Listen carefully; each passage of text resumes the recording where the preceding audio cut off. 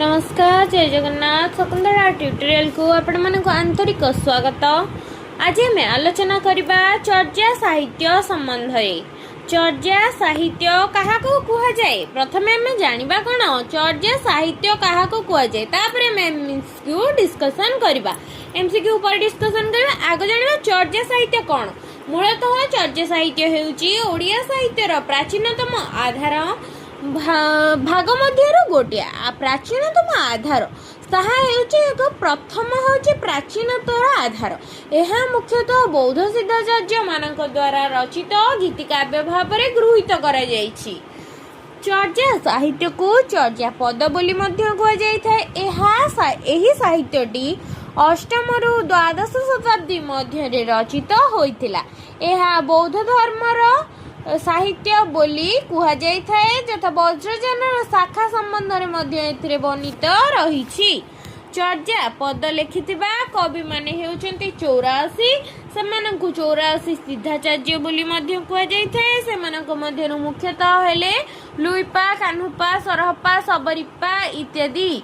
भाषा शैली यार केमिति ना यार भाषा को संध्या भाषा बोली कह जाए। गुप्त अर्थ एथिरे निहित थाए। एथिरे गोटे बाह्यार्थ थाए एवं गोटे गूढ़ार्थ मध्य रही थाए। तेणुकरी याकु द्वैभाषिक मध्य कह जाई थाए। साधारणतः देखा जाए किंतु आध्यात्मिक अर्थ एथिरे रही थाए। विषय वस्तु बौद्ध धर्मर तत्व एथिरे निहित, योग साधना निहित, आत्मा साक्षात्कार एथिरे निहित रही। जीवनर गुप्त अर्थ मध्य एथिरे परिस्फुटन होइथाए। ओडिया, बंगला और आसामीय साहित्यर आदिकालीन रूप भाव में चर्या साहित्य को ग्रहण कर जाइथाए। गीत आकार रचित रहस्यमय और दार्शनिक तत्व को एथिरे वर्णना कर जाइछि। चर्या साहित्य ओडिया साहित्यर आरंभिक धारा को प्रकाश करे। यह आमको पुरातन समाज, धर्म और भाषार उन्नति विषय जणाई थाए। जदि आपण माने हम चैनल नुआ अछंती तबे जल्दी जल्दी सब्सक्राइब करि नियंतु।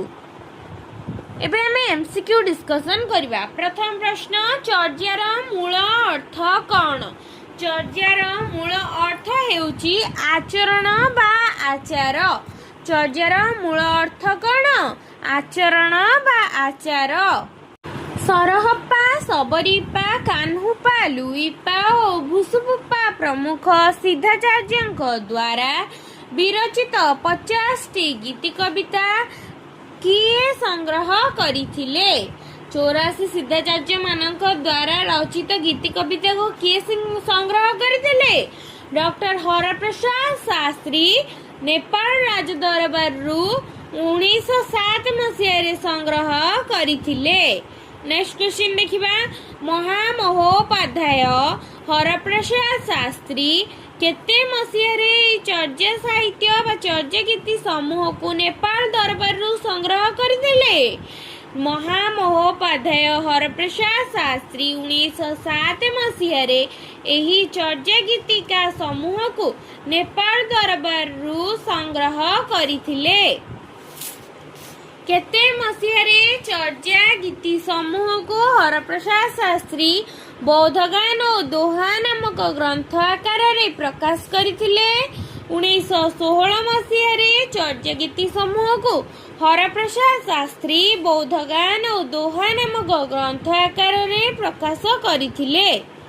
चर्या गीतिका बा चर्या पदर भाषा को केउ भाषा कह जाए? चर्या गीतिका बा चर्या पदर भाषा को संध्या भाषा बा संध्या भाषा कह जाई थाए। खस्तंभ देखिनबा।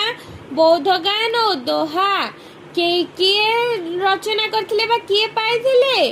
हरप्रसाद शास्त्री। आश्चर्य चर्या पुस्तकर रचयिता किए? करुणाकर कर। चर्या गीतिकार रचयिता खगेश्वर महापात्र। चर्या गीति पदावली रचयिता किए? सुकुमार सेन। प्रथम आसला बौद्धगान और दोहा हरप्रसाद शास्त्री। आश्चर्य चर्याजय करुणाकर कर। चर्या गीतिका खगेश्वर महापात्र। ଚର୍ଯ୍ୟା ଗୀତି ପଦାବଳୀ ସୁକୁମାର ସେନ। ନେକ୍ସଟ ଆସିଲା ସିଦ୍ଧାଚାର୍ଯ୍ୟ ମାନଙ୍କ ସଂଖ୍ୟା କେତେ? ପୂର୍ବରୁ ମଧ୍ୟ ଆମେ ଆଲୋଚନା କରିସାରିଛେ। ସିଦ୍ଧାଚାର୍ଯ୍ୟ ମାନଙ୍କ ସଂଖ୍ୟା ହେଉଛି 84। ଚର୍ଯ୍ୟା ଗୀତିକୋଷରେ ସଂକଳିତ 50ଟି ଗୀତିକାରେ କେତେ ଜଣ ରଚୟିତାଙ୍କ ସିଦ୍ଧ କବିଙ୍କ ନାମ ମିଳେ? ଚର୍ଯ୍ୟା ଗୀତିକୋଷର ସଂକଳିତ 50ଟି ଗୀତିକାରେ 23ଟି ରଚୟିତାଙ୍କ ସିଦ୍ଧ କବିମାନଙ୍କର ନାମ ମିଳିଥାଏ। 23 ଜଣ ସିଦ୍ଧ କବି 50ଟି ଗୀତିକା ଲେଖିଛନ୍ତି ବୋଲି ଏଥିରେ ବର୍ଣ୍ଣିତ ହୋଇଥାଏ। ବଙ୍ଗଳା ଭାଷାକୁ କେଉଁ ଭାଷାବିତ୍ ବୌଦ୍ଧଗାନ ଓ ଦୋହାର ଭାଷା ବୋଲି ମତ ଦେଇଛନ୍ତି? ଡକ୍ଟର ସୁକୁମାର ସେନ ବଙ୍ଗଳା ଭାଷାକୁ ବୌଦ୍ଧଗାନ ଓ ଦୋହାର ଭାଷା ବୋଲି ମତ ବ୍ୟକ୍ତ କରିଛନ୍ତି। ଚର୍ଯ୍ୟା ଗୀତିକୋଷ କିଏ ରଚନା କରିଥିଲେ? ଡକ୍ଟର ପ୍ରବୋଧ ଚନ୍ଦ୍ର ବାଗଚି ଓ ଶାନ୍ତି ଭିକ୍ଷୁ ଶାସ୍ତ୍ରୀ ଚର୍ଯ୍ୟା ଗୀତିକୋଷ ରଚନା କରିଥିଲେ। ଚର୍ଯ୍ୟା ଗୀତିକୋଷ କିଏ ରଚନା କରିଥିଲେ? ଡକ୍ଟର ପ୍ରବୋଧ ଚନ୍ଦ୍ର ବାଗଚି ଓ ଶାନ୍ତି ଭିକ୍ଷୁ ଶାସ୍ତ୍ରୀ ଚର୍ଯ୍ୟା ଗୀତିକୋଷ ରଚନା କରିଥିଲେ। ଚର୍ଯ୍ୟା ଗୀତିର ରଚୟିତା କିଏ? ଚର୍ଯ୍ୟା ଗୀତିର ରଚୟିତା ହେଉଛନ୍ତି ଡକ୍ଟର ତାରାପଦ ମୁଖାର୍ଜୀ। ଡକ୍ଟର ତାରାପଦ ମୁଖାର୍ଜୀ ହେଉଛନ୍ତି ଚର୍ଯ୍ୟା ଗୀତିର ରଚୟିତା। ଚର୍ଯ୍ୟା ବିନିଶ୍ଚୟର ରଚୟିତା କିଏ? ହରପ୍ରସାଦ ଶାସ୍ତ୍ରୀ ହେଉଛନ୍ତି ଡକ୍ଟର ହରପ୍ରସାଦ ଶାସ୍ତ୍ରୀ ହେଉଛନ୍ତି ଚର୍ଯ୍ୟା ବିନିଶ୍ଚୟ ପୁସ୍ତକର ରଚୟିତା। ଚର୍ଯ୍ୟା ପଦ ପୁସ୍ତକର ରଚୟିତା କିଏ? ଡକ୍ଟର ମନୀନ୍ଦ୍ର ମୋହନ ବିଶୁ ହେଉଛନ୍ତି ଚର୍ଯ୍ୟା ପଦ ପୁସ୍ତକର ରଚୟିତା। ଶ୍ରୀ ମନୀନ୍ଦ୍ର ମୋହନ ବସୁ ହେଉଛନ୍ତି ଚର୍ଯ୍ୟା ପଦ ପୁସ୍ତକର ରଚୟିତା। ଚର୍ଯ୍ୟା ଗୀତି କୋଷବୃତ୍ତି ଗ୍ରନ୍ଥର ରଚୟିତା କିଏ? ଚର୍ଯ୍ୟା ଗୀତି କୋଷବୃତ୍ତି ଗ୍ରନ୍ଥର ରଚୟିତା ହେଉଛନ୍ତି ମୁନିଦତ୍ତ।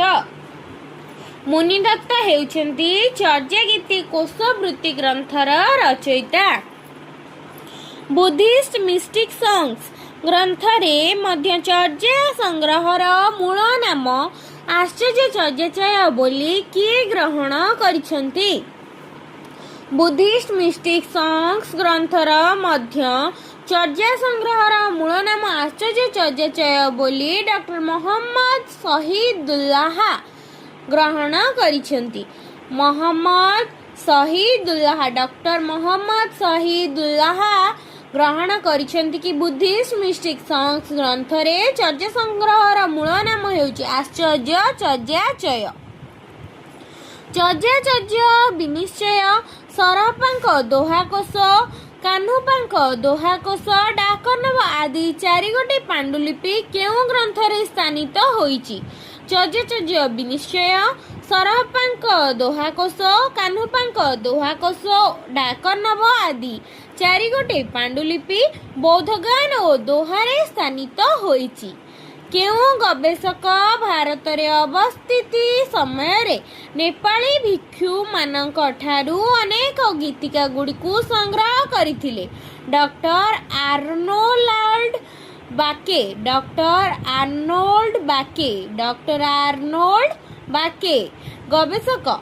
ଗବେଷକ ଡକ୍ଟର ଆର୍ନୋଲ୍ଡ ବାକେ ଭାରତରେ ଅବସ୍ଥିତ ସମୟରେ ନେପାଳୀ ଭିକ୍ଷୁମାନଙ୍କ ଠାରୁ ଅନେକ ଗୁଡ଼ିଏ ଗୀତିକା ସଂଗ୍ରହ କରିଥିଲେ। କିଏ? ନା ଗବେଷକ ଡକ୍ଟର ଆର୍ନୋଲ୍ଡ ବାକେ ଭାରତରେ ଅବସ୍ଥିତି ସମୟରେ ନେପାଳ ଭିକ୍ଷୁମାନଙ୍କ ଠାରୁ ଅନେକ ଗୁଡ଼ିଏ ଗୀତିକା ସଂଗ୍ରହ କରିଥିଲେ। ନେକ୍ସଟ କ୍ୱେଶ୍ଚିନ୍, ଚର୍ଯ୍ୟାକାର ମାନଙ୍କର ଦ୍ୱାରା ରଚିତ ଗୀତିକା ଗୁଡ଼ିକ ଚା ଚା ଗୀତ ନାମରେ କେଉଁଠାରେ ପରିଚିତ? ନେପାଳରେ ଚର୍ଯ୍ୟା ଗୀତିକା ମାନଙ୍କ ଦ୍ୱାରା ରଚିତ ଚାଚା ଗୀତ ନାମରେ ପରିଚିତ। ଚର୍ଯ୍ୟା ଗୀତିକାର ମାନଙ୍କ ଦ୍ୱାରା ରଚିତ ଗୀତିକା ଗୁଡ଼ିକ ଚାଚା ଗୀତ ନାମରେ ନେପାଳରେ ପରିଚିତ ଅଟେ। କାହାର ଚର୍ଯ୍ୟା ଗୀତିକା ଗୁଡ଼ିକ ପ୍ରଥମେ ପ୍ରକାଶିତ ହେଲା ବେଳେ तार शीर्षक थिला 1000 बछरे पुरानो बांग्ला भाषाया बोधगान ओ दोहा। हरप्रसाद शास्त्री चर्या गीतिका गुड़िक प्रथमे प्रकाशित हेला बेले तार शीर्षक थिला 1000 बछरे पुरानो बांग्ला भाषाया बोधगान ओ दोहा। कहा मतरे संध्या भाषार अर्थ आलो अंधारी भाषा। डॉक्टर हरप्रसाद शास्त्री बा महामहोपाध्याय हरप्रसाद शास्त्री मतरे संध्या भाषार अर्थ हेउची आलो अंधारी भाषा। अभिसंध्या नितार्थ नेयार्थ अभिप्रायिक भाषा संधि औपचारिक भाषा सांकेतिक भाषा आदि केउ भाषार अर्थ बोली विभिन्न भाषाविद माने मत देइछन्ति। अभिसंध्या नितार्थ नेयार्थ अभिप्रायिक भाषा संधि औपचारिक भाषा सांकेतिक भाषा आदि संध्या भाषा रे अर्थ बोली विभिन्न भाषाविद माने मत व्यक्त करिछन्ति।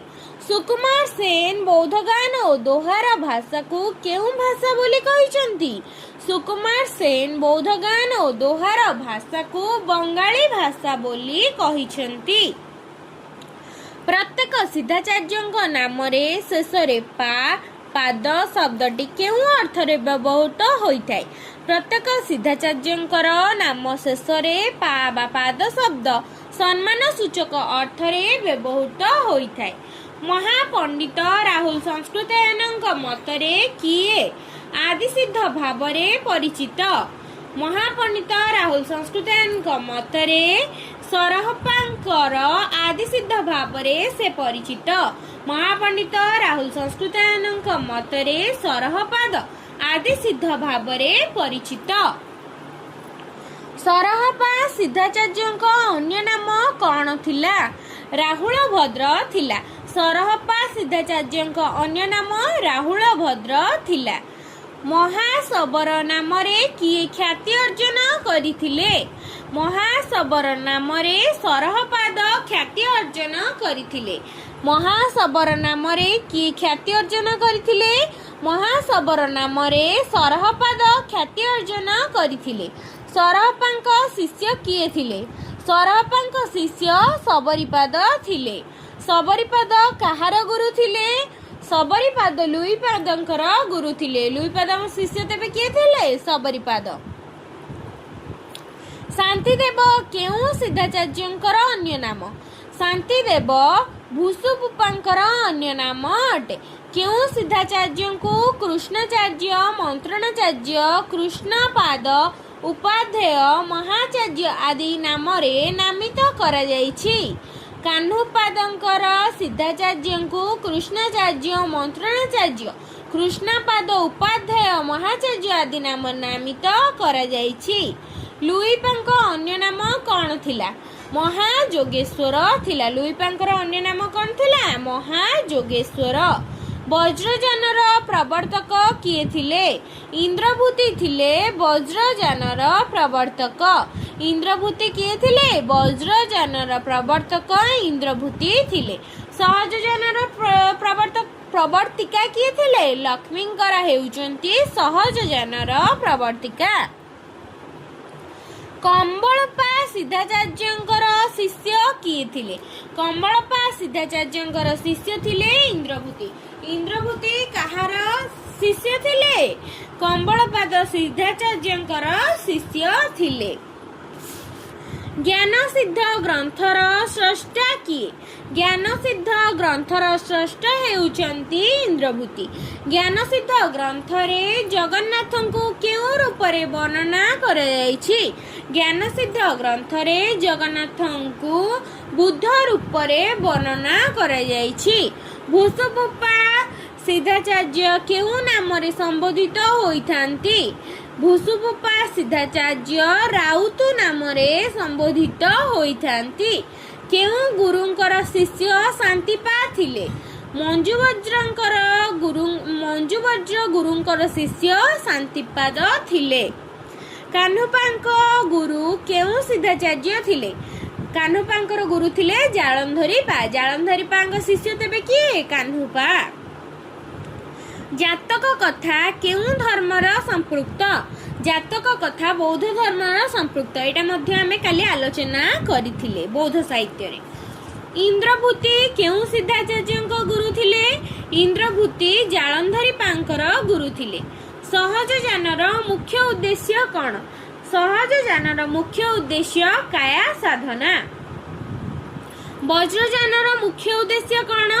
ବଜ୍ରଯାନର ମୁଖ୍ୟ ଉଦ୍ଦେଶ୍ୟ ତାନ୍ତ୍ରିକ ଦେବାଦେବୀଙ୍କ ଆରାଧନା କରିବା।